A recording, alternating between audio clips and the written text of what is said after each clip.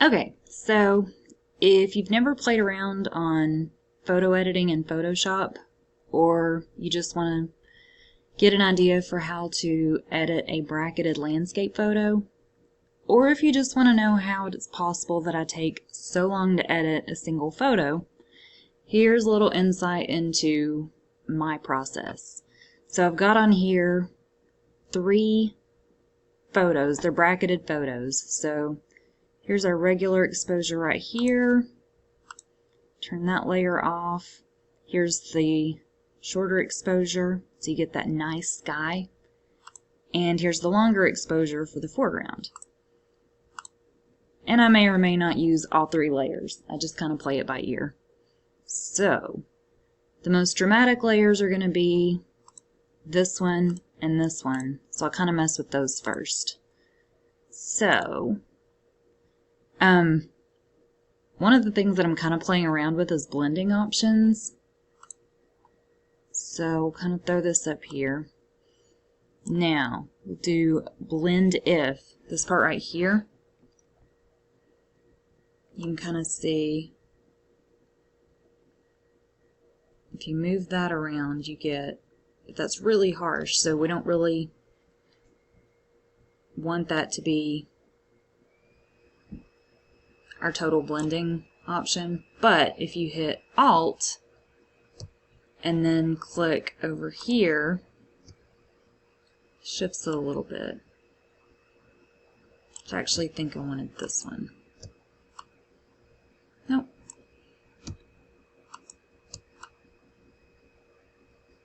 Okay. So leave that in place. And maybe do like, yeah, that looks good. About 70% transparency.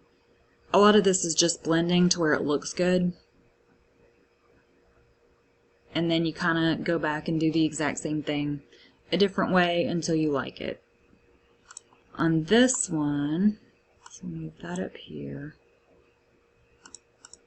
You can kind of turn the layers on and off and see. I actually think I'll change that down to about 60%. Okay, so now I'm going to grab our longer exposure, bring that up to the top. So all I really want that for is the foreground. So I'm going to go down here to this little button that looks like a little camera and click it. So that's a mask. If you double click that button, I'm going to bring this option up, and I want to invert it. So now it's only going to show up when where I brush it back in. Alright, so really important that right here, that this, you can toggle these back and forth by hitting that button. You actually, since I've inverted this, I want the top layer, the top color to be white.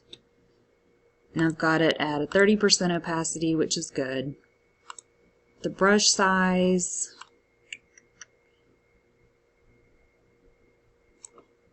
yeah, we'll start with that. And you want it to be kind of a softer brush. If it's too hard, then you'll actually see lines, and you don't want to see lines. You want it to make it, you want it to look as natural as possible. So just start brushing it in. Just like Bob Ross, except totally different. And it's okay if you get some of the sky in there. Again, like, you don't really want harsh lines. And then I'm going to change the size on there so that I can get that mountain, because I don't like how it looks sort of dark on the top. Again, you want it to look as natural as possible, so that you can tell people that it's straight out of the camera. I'm kidding. I don't do that.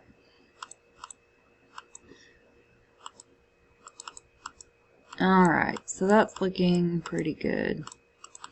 Maybe give a little pop right there, just so that you can see where it's differentiated from the mountains below.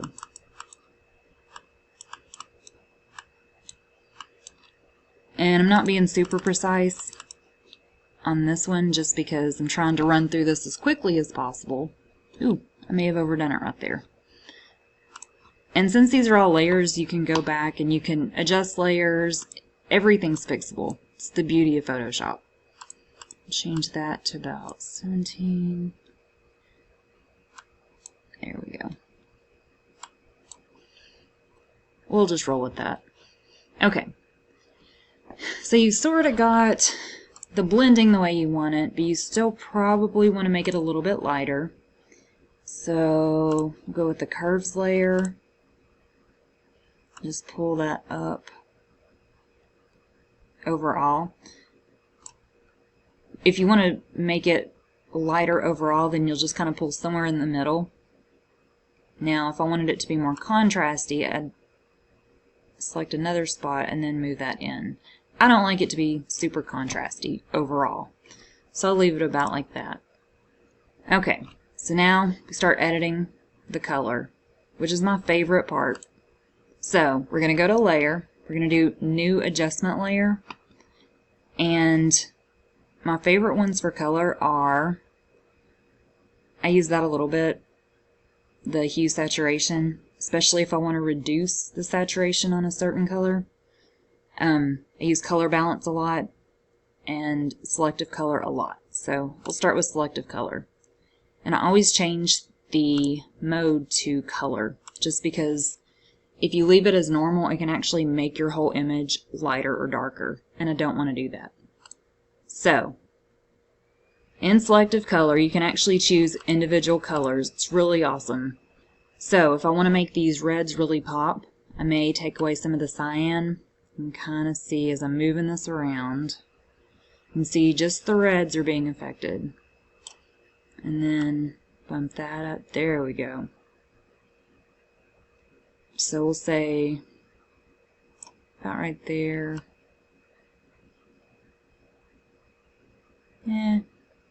About like that. All of this can be adjusted later.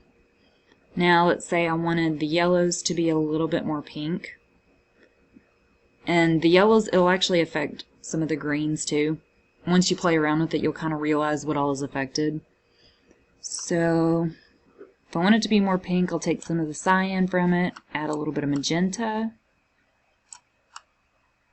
You can go as extreme as you want on this, but you can see how much is actually affected.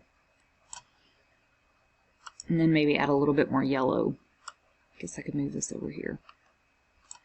Okay, and then greens. I don't really do that much with greens anymore, because I used to do a little bit too much, make them sort of fluorescent. Do cyans, kind of see those colors in the sky.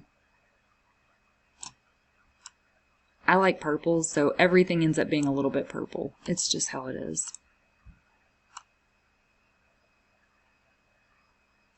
Okay. So you can kind of see if you click this little arrow, or not arrow, the little eye.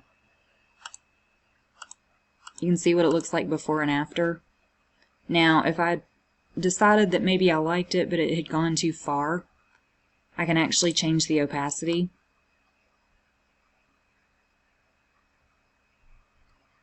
Which is a super handy tool. I end up doing this a lot. Alright, so we'll do another layer and do color balance. Again, I always change this to color, just so that it's only affecting the actual color and not the luminosity as well. So let's say with the shadows, I want them to be maybe a little bluer. Or maybe a little bit more yellow. We'll try yellow. And you just kind of experiment and see what looks good to you. Again, my images always look a little bit purple, just because that's what I like.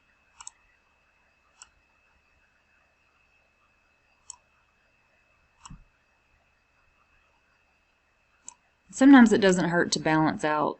Like if I have a whole lot of red, I'll maybe add a little bit of green right here.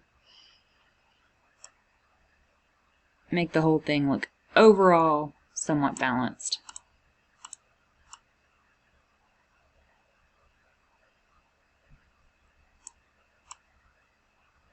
Alright, So then you can toggle that and see it's definitely different than it was. Change it if you like it. Now, let's say that I get to the end and I decide that my reds were a little bit too intense, but I liked everything else. So I can go to Hue Saturation, again, adjust it to a color layer, go to my reds. You can also change the actual hue that the reds will appear. I don't do a lot of that, but sometimes I will do that. And if it's just one area that's maybe too red, you can double click that mask, hit invert, and then make sure that's white, and mask it in just the areas that you need it to affect.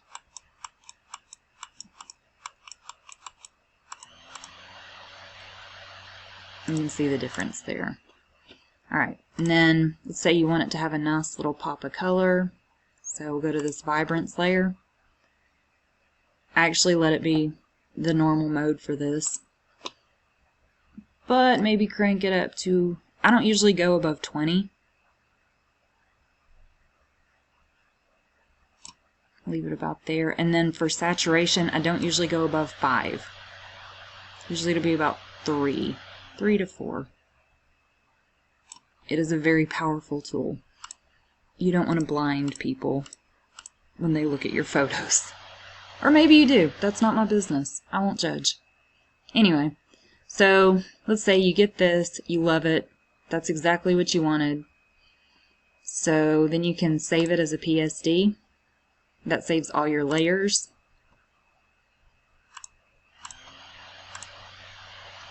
And then the other thing that I do is I will resize for JPEG if I'm going to post it on social media. So we'll flatten the image, and then I'll sharpen it. Nothing too extreme. And then I'll go to image size.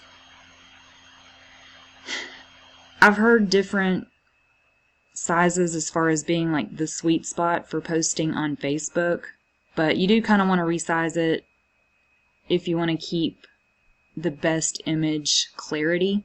It also keeps potentially people from stealing your images, because if they do steal it, they can't make prints off of it. Also, it keeps Facebook from compressing it weirdly. And I don't know if you've ever noticed that Facebook does that, but if you do, this is a good way to keep it from happening. So I'll change it to, I think I started off resizing at like 1000 or 900 pixels on your largest end. Now I do about 1280, and that's on your widest side. Like, so with it being a horizontal image, it's resized on the width. Then do OK, and then I'll do another sharpen, but this one is an unsharp mask. And then I'll save as JPEG.